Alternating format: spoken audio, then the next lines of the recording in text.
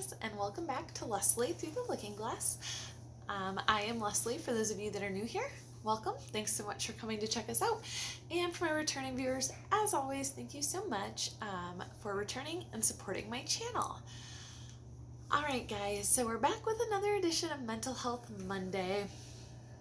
And I just want to say first and foremost that I've been chatting with a few of you guys on Instagram and through the comments here, and I just want you guys to know that I really love those conversations, and I'm so grateful to anyone that reaches out.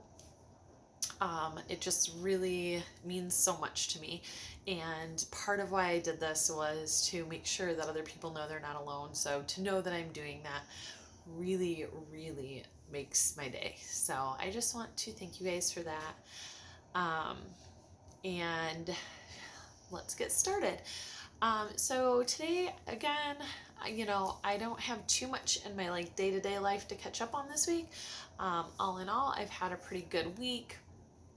The one thing I did kind of want to chat about today, and I don't really know if I have a huge purpose in this chat other than just getting some stuff off my chest and just share my experience to see if anybody else is going through something similar. But I had been still struggling with what Christmas is going to look like this year.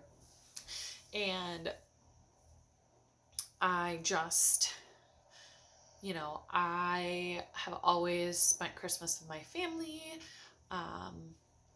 And I don't know what that looks like this year. I mean, we know that my extended family is not gathering, which is definitely for the best, and I agree with what we're doing. But it's just different, and at this point, we don't know about our immediate families outside of our little household and what we're doing.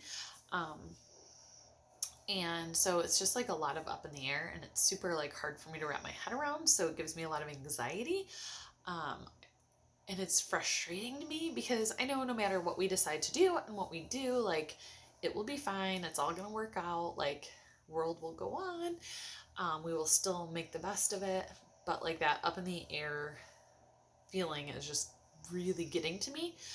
That being said, I've just really been trying to focus on my mindset each morning and having my mantra and telling myself that it's going to be a good day and that I'm not going to let stuff bring me down and that I will get through whatever's thrown at me has really been working for me the last week or two. I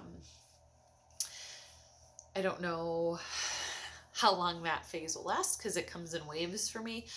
Some days I do really well, and other days I'm just really sad, and I focus on the negative, and I can't keep that positive mindset always. So that has been helping, and I'm trying to focus on the positive, and there are so many positives. I love going to my family's house, but it's a really long day. It's a 2-hour drive each way. So with a toddler in a car, it can be overwhelming and frustrating. And the thought of being able to just sit at home Christmas morning and relax and open our presents and set up toys and drink a mimosa or, an Irish coffee with our gifts and stuff really sounds nice and fun. And a new kind of Christmas celebration is never a bad thing. So I do have all those positives too. So I'm able to keep myself from getting too focused on the bad by focusing on those positive things, and giving myself the facts that it will be fine. I know things will be okay. But it's also just weighing on me to not know. So I don't know if anybody else feels that way. But I just wanted to throw it out there that if you are, I get it. Even if you are excited for whatever it holds, you can still have anxiety about it. I have always had anxiety. Now that I've started therapy and talked about some of this stuff, I have found out that I actually have anxiety going back probably years, way longer than I would have ever thought I had a problem. But I would always get I always called it nervous, but it was my anxiety before even things I was planning or I was really excited about. I would get this panicky feeling and sick to my stomach. And I had just always assumed it was excitement nerves, but and some of it might have been that too, but I think a lot of it actually was my anxiety. So it's been an interesting process to see how my thoughts work. Um, so just a little insight into that. Um, Let me know in the comments below. Is that something that like you also struggle with? Does anybody else like feel that anxiety over just like stuff, even if you're excited about it, or even if you know it's going to be okay, you still just can't shake that feeling? Yeah, I don't know if that's common for people or if that's just my anxiety, but it is something I'm learning to balance and juggle. And then the only other thing I wanted to touch on is a conversation that me and my husband had a couple months ago, but it is something that in my therapy session we just talked about, because I was asking my therapist if there's like a different way that we could suggest or come up with about my communication on my anxiety. Sometimes I struggle to explain things to other people or my husband, and like find that way to make them understand where my side is or where my thoughts are. And one of the things we talked about is like knowing from the beginning phases how different my thought process actually is compared to others. So the example that I thought of immediately with that, and like how maybe the problem is that I start my explanation off on like step C or D of my thought process, because to me, everything leading up to that is the same thing as everybody else's would think, but it's not. And so my example of that for you guys is one day my husband and I had taken a day trip with our daughter, and it was later in the afternoon or evening, and we were headed home, and we were driving over a bridge. And I asked, like, oh, you know, when you're driving over the bridge, do you ever think about what would happen if the bridge collapsed when you were driving on it? And like what you would do? And he looked at me like he had no idea how that would even cross my mind, and would be like, I have no idea. Probably I would die. Like, bridge collapsed, you're falling into concrete and water. And that was one of the first times that I realized how my thought process varied so differently than his. And then that I thought those things, even when dealing with my anxiety, I thought those things were fairly normal. I thought that was something everybody thought.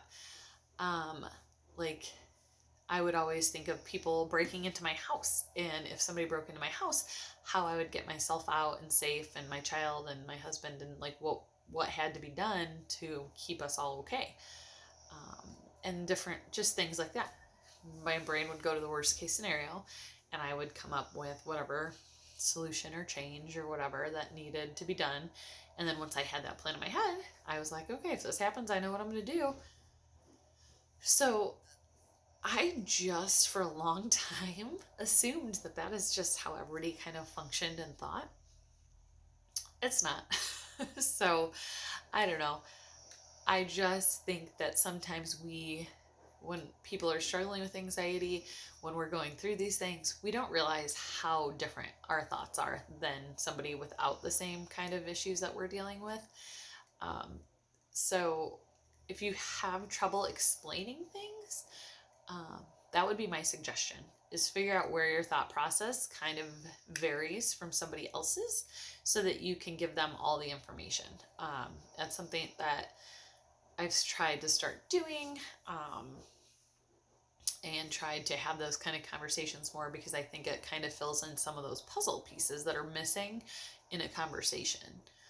But again, it's all just figuring out each step and working it and trying to, figure out what works best for you.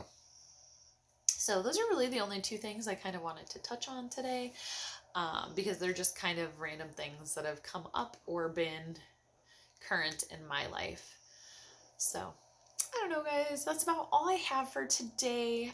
If you haven't already, I would appreciate so much if you hit subscribe down below, and give me a big thumbs up if you watched till the end.